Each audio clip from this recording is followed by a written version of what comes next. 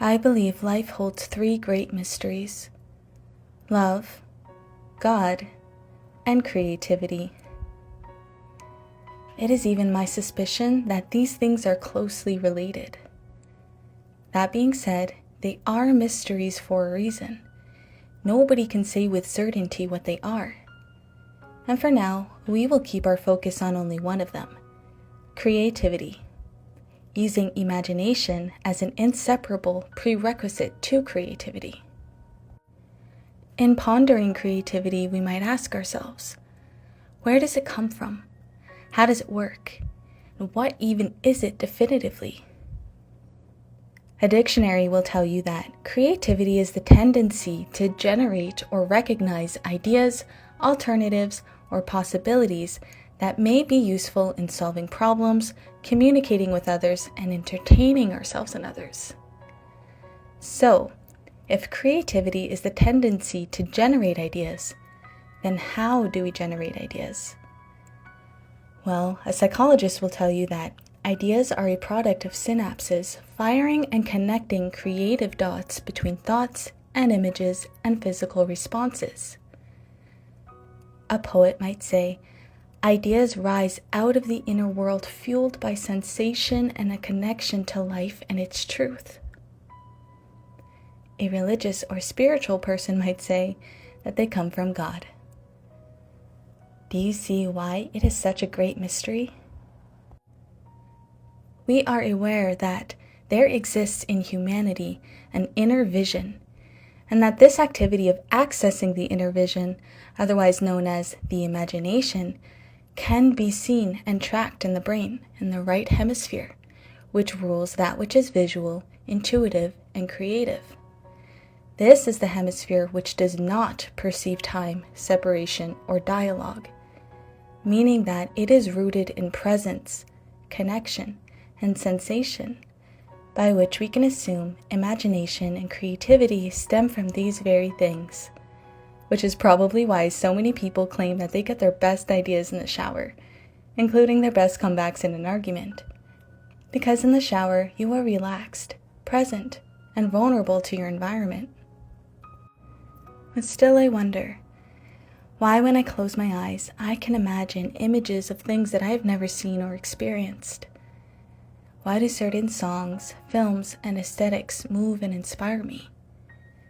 How does the painter, the sculptor, the inventor? Everything that exists in our world as we know it was first imagined. Imagination is necessary for progress and innovation. Before the light bulb, there was the lantern. Before the lantern, there was the candle. And before the candle, there was the sun. Albert Einstein said, "Imagination is everything. It is the preview of life's coming attractions." William Blake said, "Imagination is not a state. It is the human existence itself," which especially makes sense when we consider that we are actively hallucinating our entire reality. William Blake also said, "I know that this world is a world of imagination and vision. I see everything I paint in this world, but everybody does not see alike.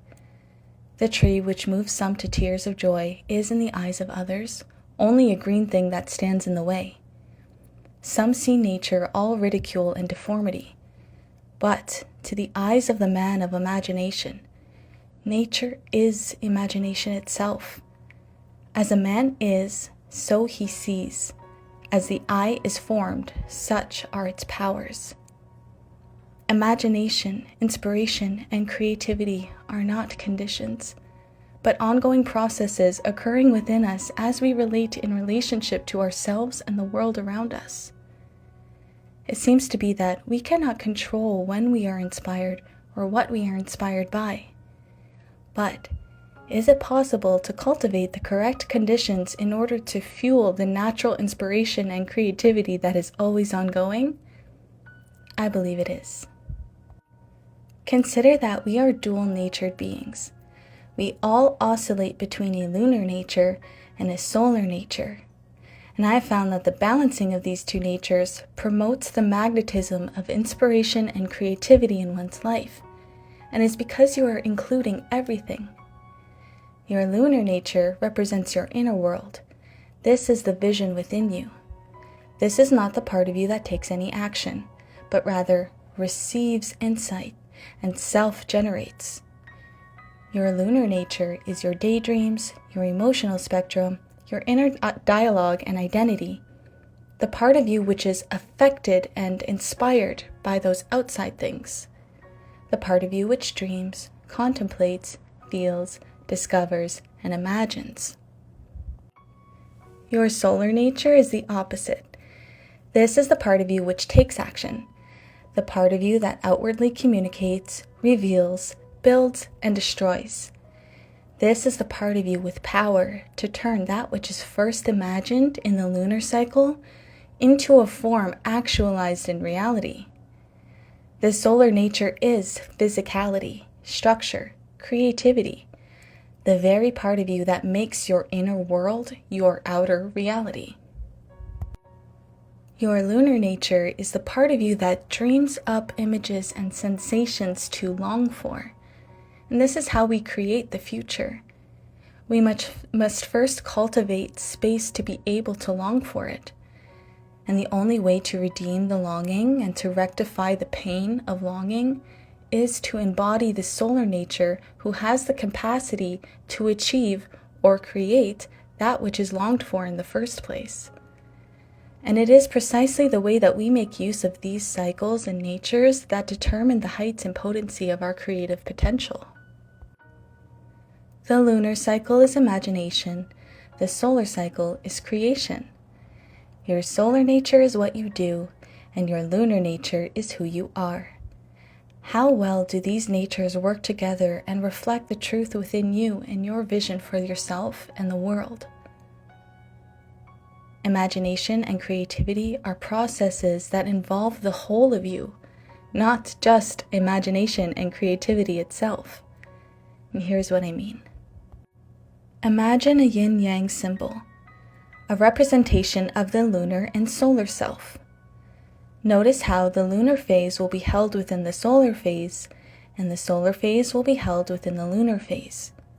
You cannot separate them, especially if you want to increase the power and potential of each one. And you are a whole being who realistically cannot separate out any part of itself. You can only repress, fragment, and disempower it. Cultivating conditions for creativity starts with you and your structure. I have discovered that, unlike the popular cliche of geniuses and artists needing to be struggling and chaotic in order to be relevant, is actually not true. And creativity thrives even more within a structure. And believe it or not, limitations inspire innovation. The solidity of the structure that you begin with, which is you, will immediately translate into the solidity of the structure that you cultivate out of yourself. So take stock. What is your foundation? You, your body, the structure of you in your environment. Take note of the basic structures in your life, like how well do you sleep, eat, exercise, practice self-care, like bathing, moisturizing, decorating, and engaging in pleasure. You will want to do this for your entire daily routines as well. Take stock of where the health of these things are currently and compare it to where you'd like it to be. It is worth it to take the necessary baby steps that you need in order to get an ideal foundation. But please remember not to aim for what will make you seem or feel perfect, but rather what will make you feel most alive. For example, if I were to aim for some idea of perfection in terms of exercise, I might try to force myself to go to the gym and learn how to use all sorts of machines that mean nothing to me. And in reality, I don't want to do that. So I just do what I like in a way that makes me feel alive. And for me, that's intuitive stretching and dancing to music. Honor whatever yours is. Whether that's going to the gym or going for a long walk outside, do make sure to separate out perfectionism from aliveness when you are considering your structure.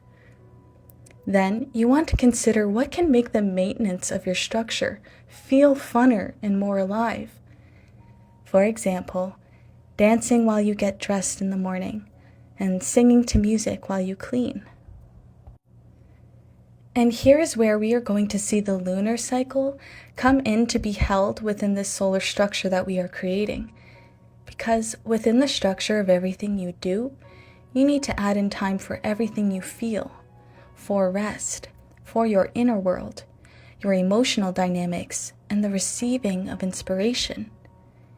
You will have to make space for your lunar self within your solar structure. It helps to go about ranking priorities, and lunar priorities will be along the lines of emotional health, connection with others, rest, mental and emotional care, activities that feel fun, as well as leaving space for inspiration through nature, art, music, film, literature, or any other thing. So you can essentially build your structure from the inside out. For example, keeping up with your emotional care through things like therapy, journaling, shadow integration, or any religious and spiritual practices. Making time for the people that you love and nurturing the health of the relationship between you. Resting your body and allowing time for mental restoration and exploration through activities like meditation or visualization. Taking in sensory that feeds inspiration, and making time to be present with beauty itself. How much time can you offer these things realistically? And how does the entire structure of your solar and lunar tendencies, along with your environment, work together? The more that you can make this foundation of you solid, the better you will be able to access your imagination and creative potential. Whether you want to use this potential for your connections, for innovation, for business, or for artistry doesn't matter. Hell, it could be all of these. But you will notice how seamlessly this structure allows for more focused imagination and creativity when it's time. When we have an organized structure to reach from, we can become even more fully surrendered to the spirit of the idea, knowing that we can responsibly hold it and cultivate it within a strong and safe environment and sense of self, and we won't lose ourselves in the process. And likewise, the rest and more lunar activities allow for the upkeep of your general structure to remain as strong and solid as possible because you won't burn out. So you have these solar and lunar natures supporting and feeding each other in every phase. Now that you have a solid foundation within yourself and your environment, while simultaneously deepening your presence with all things, with your routines, with your loved ones, with yourself, it becomes much easier for inspiration to drop in because it has a strong and safe place to land. You are a magnet which magnetizes to yourself what you are. And when you create a strong foundation within and outside of you, you are creating an ideal landing place for great ideas. Rudolf Steiner said, "Thoughts are a living force."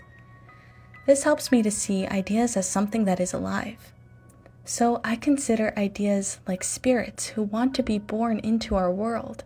So they are searching for an ideal landing place which has the exact right biome, so to speak, to build and birth it out into the world in such a way that it is as true to itself as possible.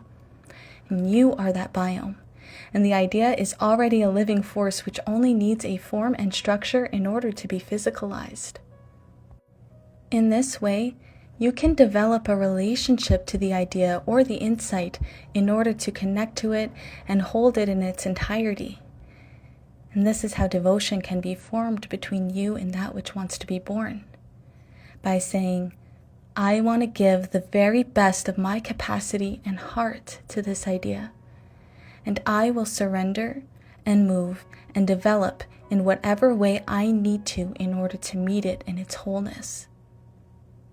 Devotion often requires humility, flexibility, consistency, and passion. Rainer Rilke wrote, Works of art are of infinite solitude, and no means of approach is so useless as criticism. Only love can touch and hold them and be fair to them. Always trust yourself and your own feeling, as opposed to argumentation, discussions, or introductions of that sort.